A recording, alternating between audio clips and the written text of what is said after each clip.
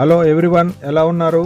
ఈరోజు మనము Hyundai vehicle i20 air bag light continue వస్తుంది, దాని గురించి మనం తెలుసుకుంటున్నాము. అది ఎలా చేస్తున్నాం అనేది చూడండి.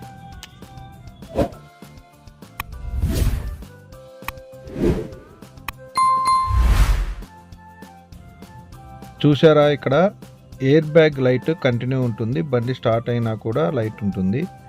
అది యాక్చువల్గా ఉండకూడదు. అలా ఉందనుకోండి, మనకి యాక్సిడెంట్ అయినప్పుడు ఎయిర్ బ్యాగ్ ఓపెన్ అవ్వదు, కాబట్టి చాలా డేంజర్ అది. కాబట్టి అది మనం కంపల్సరీ చేయించుకోవాలి. దాని గురించి మనము ఇప్పుడు స్కానర్ పెట్టి చెక్ చేస్తున్నాము.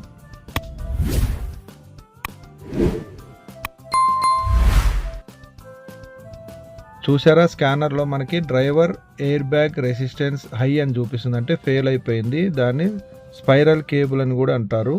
అది ఇప్పుడు మనము ఎలా మారుస్తున్నాం అనేది చూడండి.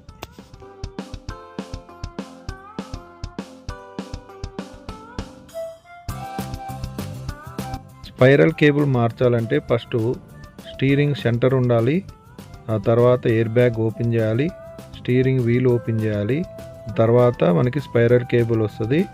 అది తీసేసి కొత్తది ఫిట్టింగ్ చేయాలి.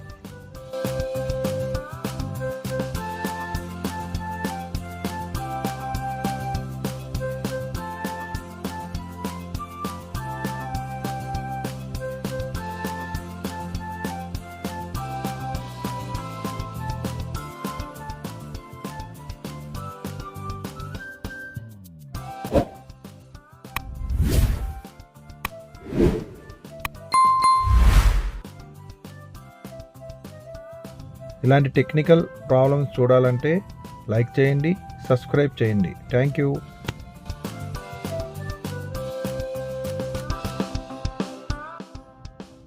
కొత్తది స్పైరల్ కేబుల్ ఫిట్ చేసిన తర్వాత మళ్ళీ మనం స్కానర్ పెట్టాలి, దాంట్లో కోడ్ క్లియర్ చేయాలి, స్టార్ట్ చేసి చూడాలి. నో ట్రబుల్ కోడ్ అని వస్తుంది.